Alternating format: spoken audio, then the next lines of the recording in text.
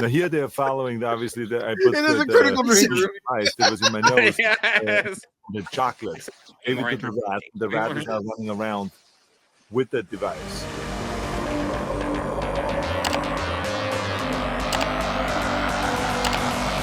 I would disagree on this. I do think that it's funny, and that is funny. But if you have not seen or heard any of Schwarzenegger's Total Recall commentary, holy fucking shit! Man. I actually haven't heard that one. It's it is let's see. I miss commentary tracks, man.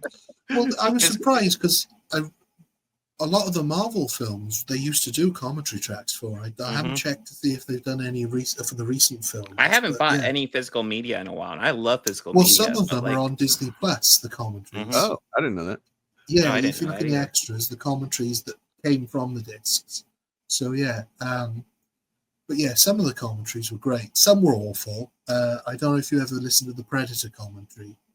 Is that the funnier one, or is it Total Recall that's the funnier one? No, Predator's not. Predator is John McTiernan, and everything he's saying is really interesting, but he's got a really, really dull voice, and it is really hard to stay listening. But yeah, that's not Arnold's problem. No, Arnold's not in that. Hold on, watch this. But check this out.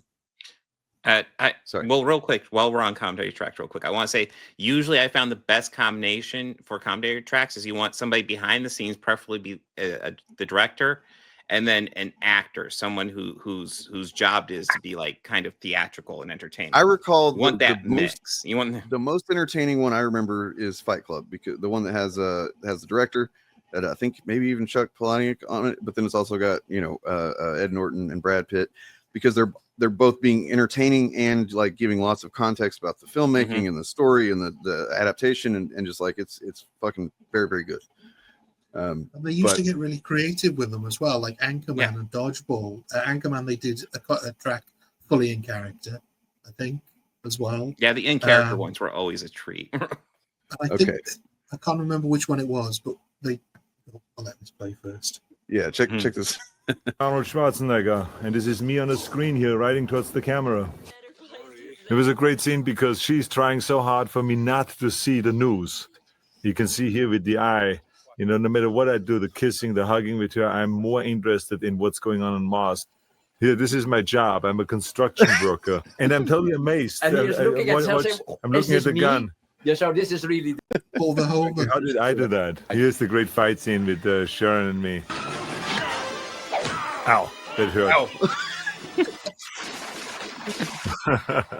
I continuously used him as a human shield. Then I threw him down the escalator. And now he just got the message that he should actually put a wet towel around his head. Which is also like crazy. Exactly, yeah. So that they still don't know. So they cannot detect of where I am. I run around like an Indian. That's a funny scene. She's trying to steal the suitcase. Now they have problems following it.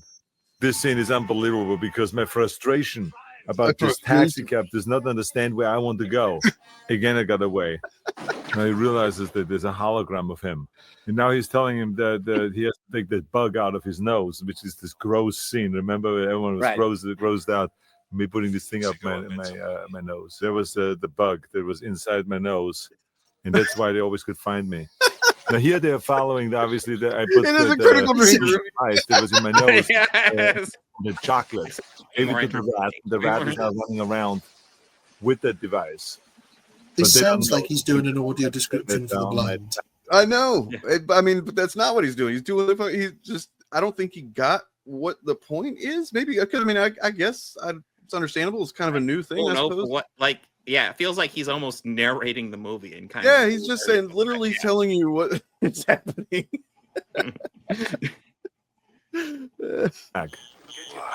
This is a wonderful scene where I come up to Mars as an old lady. Oh. As a fat old lady. Him, though. I'm actually hiding underneath the thing, which is the amazing thing, which we find out later on. Go ahead. No, you're not Arnold. That wasn't him in a costume?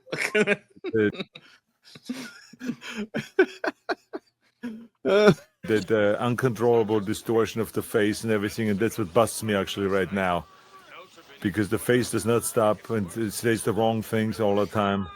What a Very nice. surprise, to come It's up. like Arnold is not a stupid man by any means. No. But there's a disconnect there, it seems like, with him. And I mean, I guess after life of being super famous, that's to be understandable. But I don't know, man. Like, maybe he's on the spectrum. I think that, like Bob said, in the early days, people didn't know what commentaries were, and he'd probably been told, "Well, this is an audio commentary where you talk about the film. That as long as you don't get lost in watching the film, so try and keep talking." And he took that literally. So I think it's just perhaps a language barrier issue, because the Terminator 2 commentary, by contrast, is incredible, but that's not a real commentary. Apparently, that was all clipped together. Oh, really? Yeah, but you probably can't because tell. he was doing something like this, and they were like, "We can't fucking release this shit." Like, but you really can't tell because it's so well crafted. I mean, I get, like, I can kind of understand. Maybe he felt compelled to continue talking about literally what's on the screen at the moment, because that's something that happens where, like, you kind of have to make a judgment call. I feel like, as if you're doing a commentary of, like, if you're describing how filming this certain thing was, and then it's moved on to the next scene, you kind of either have to move on with the next scene or continue talking about the thing you're talking about. And I guess he just went with, I got to stay on whatever's happening right now. I'll just comment on that. But it's, describing it isn't really commentary. I want to know, how does he feel about doing any of this? You know what I mean? Like, does this seem crazy to you whenever they brought this up? Yeah. Is this, what's it like holding up a guy when he gets shot full of a bunch of holes and all the blood squibs and stuff?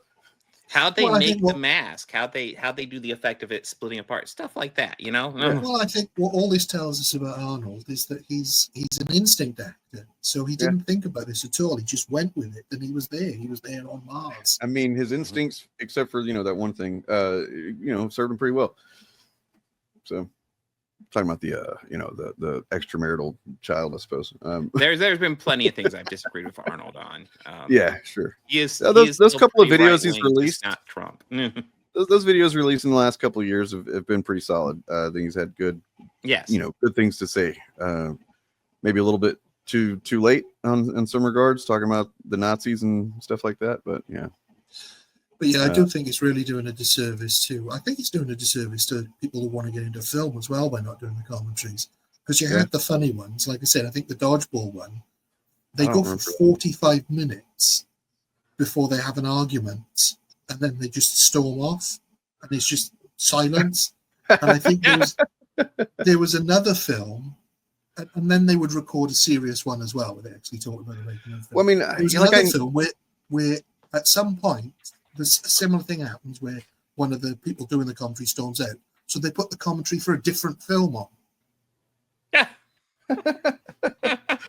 Like, I know that you can like the movies that I purchased and then even stuff on streaming and stuff, you can the commentary's still there in some cases. You can find these extra stuff, but I don't know, it's for some reason I don't seek it out like I did. Like, that used to be half the reason I would buy a DVD. You know what I mean? Just because I wanted to get into that shit. Like, I mean, stuff like the Lord of the Rings expanded edition, all the extra features on that. Holy shit! I spent like a month just like, I would wake up in the morning some days and just like start watching that shit. Yeah, that was my day. Some amazing special features back in the days of Blu-ray, or not even Blu-ray, DVD. Yeah. Well, there was one on the Die Hard DVD where you could re-edit certain scenes yourself and have a go at editing. Wow. Which, crazy. That's cool. Mm-hmm. Yeah, I think you're right that it does remove a bit of the interactivity with the product, and it just makes you more of a consumer than like a fan kind of thing, I guess. But I mean, you can always go on YouTube and watch videos about stuff, I suppose. Lord knows I love watching me some videos about fake Arnold heads.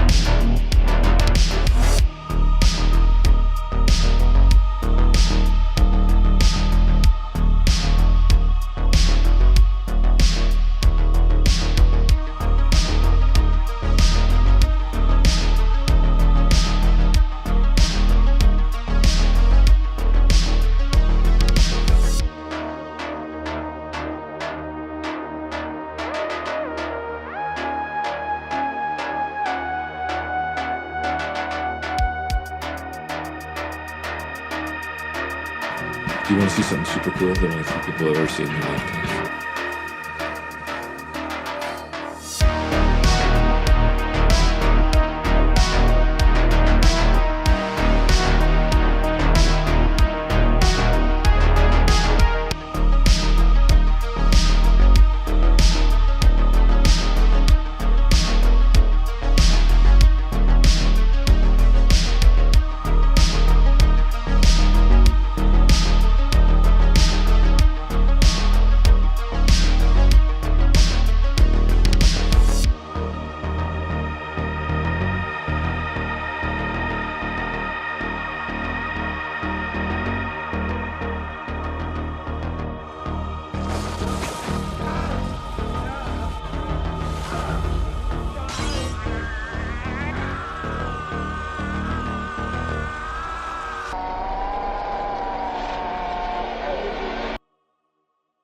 Not.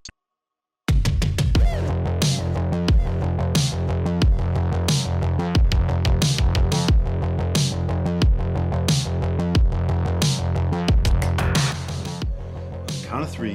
Name your favorite dinosaur. Don't even think about it. Just name it. Ready? 1, 2, 3. Velociraptor. I'm 4.5, Father. You got to get out of here.